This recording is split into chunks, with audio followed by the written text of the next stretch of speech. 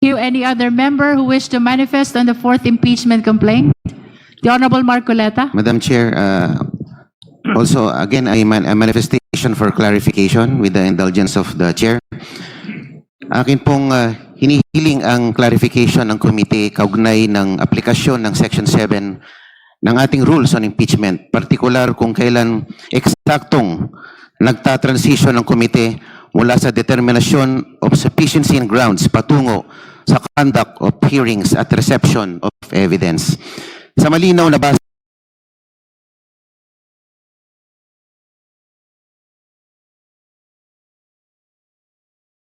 ng Section 7, matapos ang submission ng pleadings, affidavits at relevant documents sa ilalim ng Section 6 o matapos ang lapse ng period, ang tungkulin ng komite ay tukuyin muna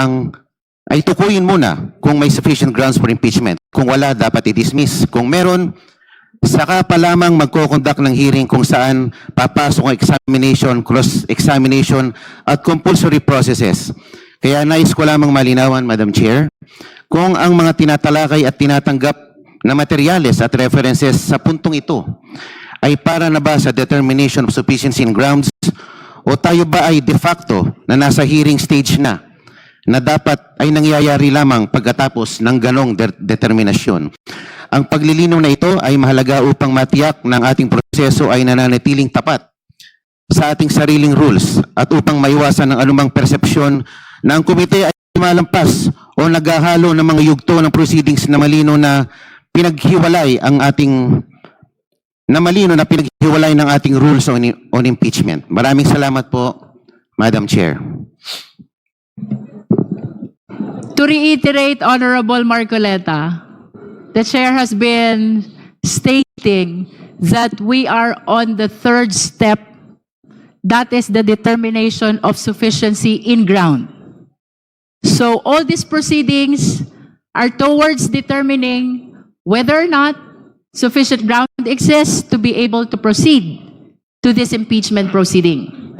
It is only after the declaration of whether or not there is sufficient ground that we may be able to proceed to hearing proper. During the hearing proper, both the complainant and the respondent will be given opportunity to present their witnesses and their evidence. Madam, di po dapat we should have determined the sufficiency in ground before we voted for sufficiency in form and substance. Kasi we already voted for that. I wish to direct the Honorable Marcoleta to the rules of impeachment secretariat. Perhaps we need to provide him a copy of the rules. Again, the proceeding before the Justice Committee, Honorable Marcoleta, is summarized into 5. And you can confirm this from the rules of impeachment adopted by the 20th Congress. 1 is form, 2 is substance, 3 is ground, 4th is hearing proper, and 5th is the determination of probable cause.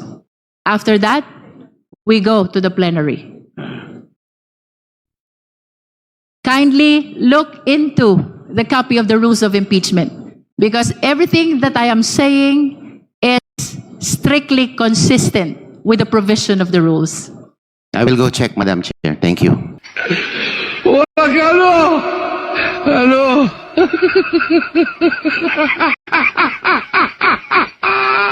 Madam Chair, I encourage all members, even non-members, no, na sana po basahin po natin yung rules para hindi po tayo nalilito at nang sa ganun po ay maiwasan po natin yung mga tanong na maliwanag naman po sa ating rules, na nakasad sa rules. Maraming salamat po, Madam Chair. Madam Chair. Madam Chair. The Honorable Ko. Thank you, Madam Chair. Similarly, gaya po ng ating manifestation sa third impeachment complaint, no, paano ba nai-impluwensyahan ng answer or ng sagot ni VP Sara Duterte itong fourth impeachment complaint? Hindi natin masabi dahil wala nga pong sagot na naibigay, no. Pero for the purposes then of the public, no, nakalagay po nga sa rules na merong pong requirement that the committee finds sufficiency in grounds. No? Ano po ba tong mga grounds na maaari nating ilatag at desisyonan, no, para mag-move forward to the next step of the impeachment proceedings sa House Committee on Justice. No? Sa Constitution po, may 6 na grounds, no, na nakalagay. Nandiyan po yung tinatawag nating, may 6 na grounds. No? It is this representation forwarding na sa 6 na nakalagay sa Constitution, VP Sara Duterte is guilty of 5. Mabigat po yun. No? Out of the 6, may 5 batayan to say that guilty po siya. No? Gusto ko lang pong pasadahan, no, bilang appreciation of the body. Una, gaya po ng isinaad natin sa reklamong inendorso ng Makabayan, itinaksil ni VP Sara ang tiwala ng publiko. She betrayed public trust sa pag-abuso niya ng pondo sa mamamayan, sa pangongontrata niya na pumatay, at sa pagsisinungaling niya sa hindi tamang pagdeklara ng kanyang ari-arian sa Statement of Assets and Liabilities o SALN. Para lang pong himayin pa konti, ang pera ng taong bayan na dapat natatamasang benepisyo ng mamamayan ay hindi ginamit ng tama o naiulat man ng maayos ang paggamit nito. May opportunity po sana si VP Sara Duterte to rebut that, but unfortunately in the answer, we don't see it. Hindi lang naman po ito usapin, no, sa kung paano niya na-handle yung confidential and intelligence funds ng Office of the Vice President. Damay din ang pondo ng Department of Education na supposedly nagagamit para sa benepisyo ng kabataan, pero unfortunately ito po ay nagamit para sa katiwalian. Lahat po tayong nagbabayad ng buwis. Paano natin mapagkakatiwalaan na nagagamit ng maayos ang kaban ng bayan kung ang Vice-Presidente ng Pilipinas ay kung saan-saan ginagamit ang perang hiningi niya? Nilabag niya ang tiwala natin na dapat maayos na paggasta ng pera ng bayan. Meron din po na articulation of grounds saying na yung kanyang death threats, no joke, ito po ay bahagi ng pwedeng sufficient ground for the continuation of the impeachment proceedings. In this representation's opinion, ang kanyang ding pangongontrata ng pagpatay ng sino man, pangulo man iyan o ordinaryong mamamayan, ay paglabag din sa tiwala ng publiko. Tatak Duterte talaga, like father, like daughter. Pagpapatuloy ng culture of impunity, kung saan tahasang maaari na lang pwedeng sabihin at aaktuhan, no, yung gantong klaseng threat to life, no, to Filipino citizens. Ikalawa, ano pa po yung mga ibang mga grounds as provided in the Constitution? Culpable violation of the Constitution. Pagtahasang may paglabag sa konstitusyon, maaari pong ma-impeach ang isang opisyales.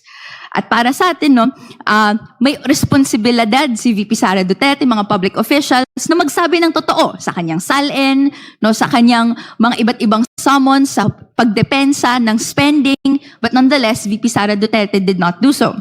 Ikatlo, bribery. Siya po ay nanuhol ng pampublikong opisyal in facilitating covert delivery or distribution of cash to influence official functions. Ika-4, meron din pong katiwalian at korupsyon, graft or corruption. She caused undue injury to the government by giving unwarranted benefits through irregular disbursements. At meron din pong lastly, no, other high crimes na ayon sa batas ay mga gawain na krimeng kayang maparusahan sa batas na kung kinasuhan siya ay magiging isang quote-unquote official unworthy to remain in office. Dapat grabe ang bigat ng naging kasalanan na tinamaan mismo ang maayos na paggana ng gobyerno.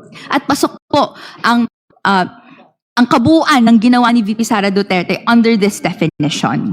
No? Samantala, ang representasyon na ito ay ay critical din, no, sa mga argumento na quote-unquote destabilization or sedition.